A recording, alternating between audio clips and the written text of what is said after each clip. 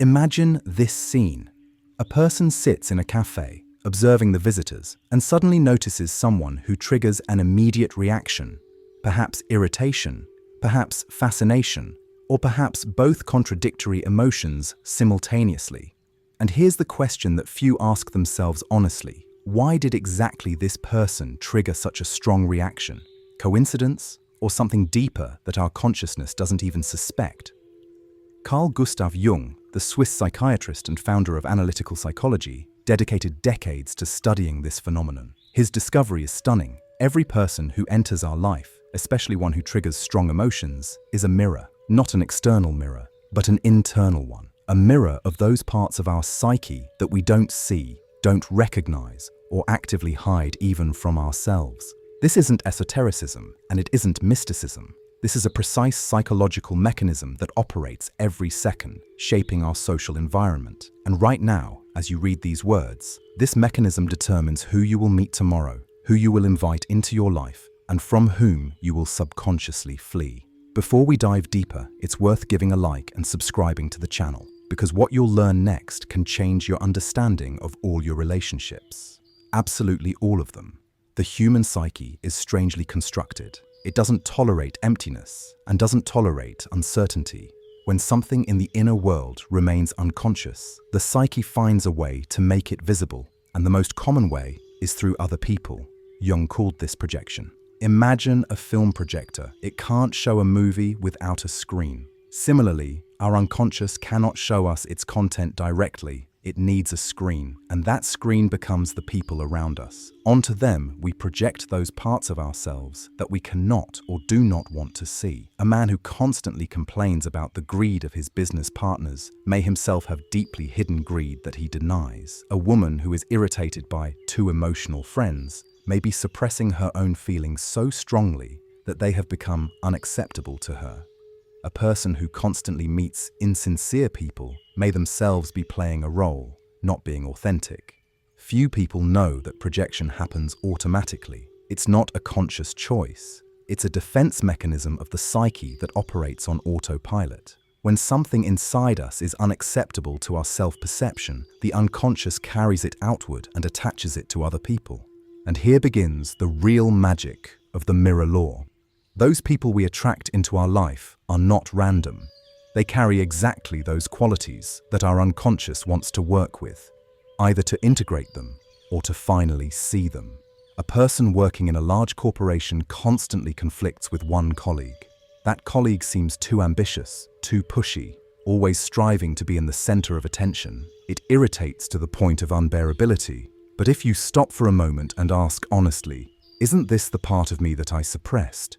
That part that wants to be noticed, wants to achieve, wants to speak about itself. Perhaps once in childhood, parents shamed the desire for attention, and now this trait has become unacceptable. But it didn't disappear, it simply moved into the shadow. The shadow is another key concept of Jung's.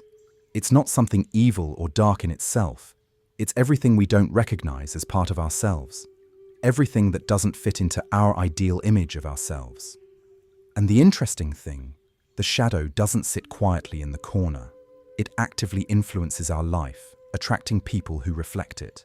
A woman who considers herself always calm and patient may constantly meet aggressive partners. Why? Because her own aggression, which she denies and suppresses, seeks an outlet, and it finds it through others. These partners become carriers of that quality which she cannot recognize in herself. Or take another situation. A young man always attracts irresponsible friends. Those who don't keep their word, are late, forget about promises. He complains, gets indignant, but again and again such people appear in his life. The mirror law suggests, perhaps in him himself there is a part that wants to be irresponsible, a part that is tired of eternal control, of the necessity to do everything right. And this part uses others as a way to live what he doesn't allow himself. This doesn't mean that this man is actually irresponsible. It means that in his psyche, this quality exists as potential, but it's forbidden, suppressed, and it manifests through mirrors, other people. Human nature is such that we tend to see in others exactly what is hidden in ourselves. Jung wrote that everything that irritates us about others can lead to understanding ourselves. Every strong emotional reaction to another person is a clue, an arrow pointing inward. When someone evokes admiration, fascination, even obsession in us, that's also projection, positive projection. We see in this person those qualities that we have ourselves, but don't recognize or undervalue. A man falls in love with a woman who seems independent, strong, creative to him. But in reality, he sees in her his own independence, strength, creativity, which he himself hasn't developed or recognized. And here lies the paradox. We don't attract people to fill our voids. We attract them to see ourselves, so that the unconscious can finally show consciousness. Look, here it is, that part of you that you're ignoring. Let's take a real-life example. A woman named Eleanor constantly complained that toxic friends appeared in her life. Those who manipulate, play on feelings, use for their purposes. She broke off relationships, left, but after some time met the same person again. Different name, different face, but the same pattern. When Eleanor finally turned to a psychotherapist, she asked a simple question, "And don't you manipulate yourself?" The first reaction was indignation, but then, gradually, Eleanor began to notice how she subtly hints to relatives that they should do what she needs, how she evokes guilt in people when they don't act as she wants, how she herself plays on emotions, but does it so subtly that she didn't even notice herself. Her friends were mirrors. They showed her what she was doing herself but refused to acknowledge. And until she integrated this part of herself, recognized it, worked through it, the mirrors continued to appear.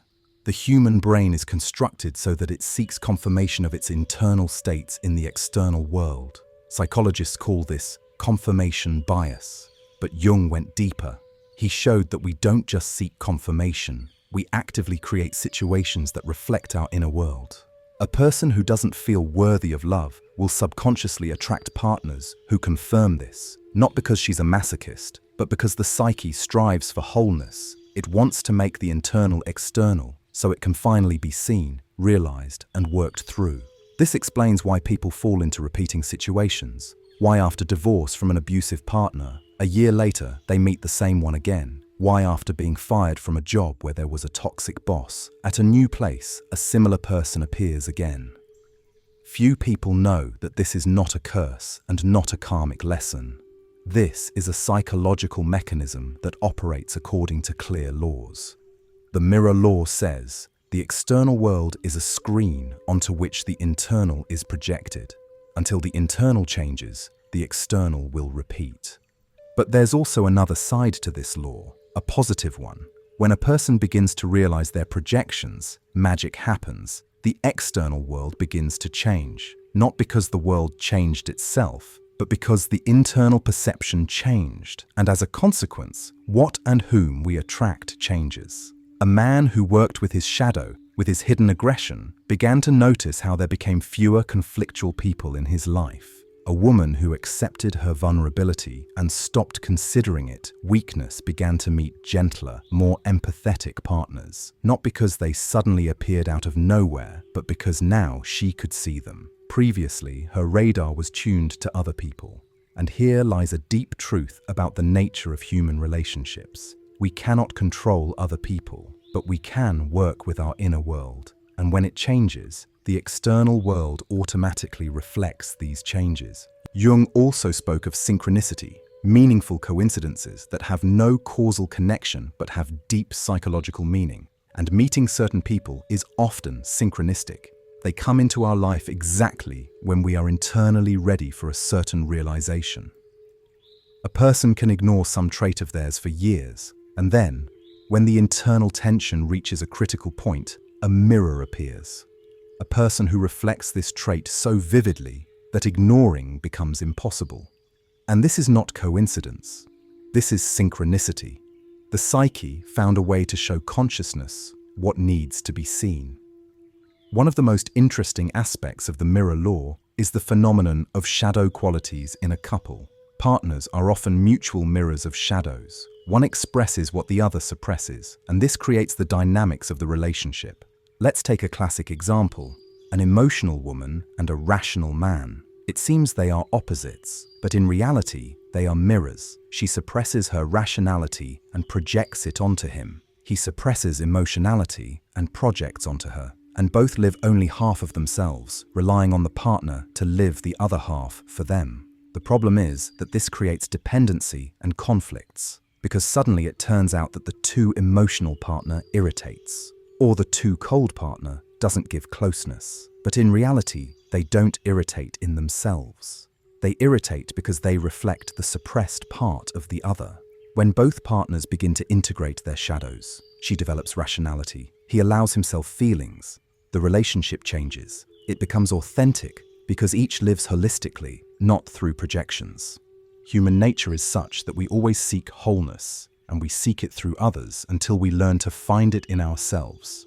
The mirror law is not punishment. It's a mechanism of growth. Every person who enters our life and evokes a strong reaction carries a message about ourselves, about what needs to be integrated, accepted, realized, and the stronger the emotional reaction to a person, the more important the message. Light irritation may speak of a small shadow, but strong hatred or strong obsession are large projections, and they point to those parts of the psyche with which it's critically important to work. People often think that if they understand projection intellectually, it disappears. But that's not true. Understanding is only the first step. Then comes the hard work of integration. To accept that the quality you see and don't like in another is in you. To allow it to be. To find a healthy way to express it. A man who denies his aggression can learn healthy assertiveness. A woman who suppresses vulnerability can learn to ask for help. And with each such integration, the external world becomes friendlier. Because it simply reflects new internal states. One of the biggest mistakes is thinking that the problem is in others. That if you change work, partner, friends, city, everything will work out. But the mirror law is merciless. Wherever you go, you take yourself with you. And until the internal changes, the external will repeat the same patterns. This doesn't mean you have to tolerate toxic relationships. On the contrary, sometimes a break is necessary to stop the destructive dynamics. But real change will only happen when a person realizes that they attracted this situation and begins to work with what inside created this magnet. Jung wrote, "Until you make the unconscious conscious, it will direct your life and you will call it fate." And the mirror law is a tool for making the unconscious conscious. Every person nearby is a key to understanding yourself. This is how the nature of the psyche is constructed. It cannot show itself directly. It needs symbols, images, external manifestations. And the best symbols are living people. When a person begins to look at their relationships this way, a shift in perspective occurs. Conflict ceases to be just conflict. It becomes a dialogue with oneself. The friend who irritates ceases to be a problem. She becomes a teacher who shows something important. This doesn't mean keeping harmful relationships. It means seeing in every encounter an opportunity for growth, seeing in every mirror a part of yourself. And the most interesting thing, when a person begins to work with their projections, they notice that people around begin to change. Not physically, of course, but how they perceive them. That colleague who seemed unbearable suddenly turns out to be just a person with their problems. That friend who always manipulated turns out to be vulnerable and suffers from her own fears. Because when we take the projection back, we begin to see the person as they are, and not as a screen for our internal contents. This creates real closeness that is only possible between two whole people who don't use each other as mirrors but can simply be together. But the path to this leads through awareness of projections, through recognition of the shadow, through integration of all parts of oneself. Jung said that individuation, the process of becoming a whole personality, is the most important task of life, and the mirror law is one of the main tools of individuation. It shows which parts of us are not yet integrated, which qualities still live in the shadow, and as long as these qualities are in the shadow, they control life, they attract certain people, they create repeating situations, they steer the choice of work, partners, friends. But when they come to light, when they are recognized and integrated, liberation occurs. A person stops being a puppet of their unconscious contents. They become the author of their life, and then the external world stops being a battlefield with projections. It becomes a space for real encounters. Encounters between people who know themselves, who have accepted all their parts, who no longer seek in others what they cannot find in themselves. In this lies a deep truth about human nature. We all seek ourselves, and we seek ourselves through others, until we learn to seek within. The mirror law is an invitation to self-knowledge, to honesty with oneself, to recognition of all one's sides, both light and dark, because only by recognizing everything can we become whole. And then the question, why do exactly these people come into my life, ceases to be a question, because the answer becomes obvious. They come to show me, to show what I don't yet see, to show what needs to be integrated. Every encounter is a gift, even the most difficult encounters, because they bring the most important lessons. And when a person understands this, their life changes, not because the world changes, but because what changes is how they see the world, what they project, whom they attract. This is how the nature of the psyche is constructed. It strives for wholeness, and it uses all available means to achieve this wholeness, including other people. So next time when someone evokes a strong emotion in you, pause. Ask yourself, what is this person showing me about myself? Which part of me do they reflect? And perhaps instead of anger or judgment, you'll feel gratitude. Gratitude that this person became a mirror, that they helped see something important. Because in this lies the deepest wisdom of the mirror law. Every person in your life is a chance to know yourself better, a chance to become more whole, a chance to finally see all your facets. And when all facets are seen, accepted, integrated, a miracle happens. A person becomes free, free from projections, free from repeating patterns, free to live a real life, not play a role dictated by the unconscious. This is true freedom, the freedom to be yourself, all of yourself, without denials, without shadow, without projections. And then the people around stop being mirrors. They become simply people with whom you can build real, deep, whole relationships. Don't forget to subscribe to the channel and give a like if this video opened something new for you. Share your thoughts in the comments. Who do you see as your mirror? Which part of yourself have you discovered through another person? Because every time we share our experience, we help others on their path of self-knowledge. And this is the most valuable gift we can give each other.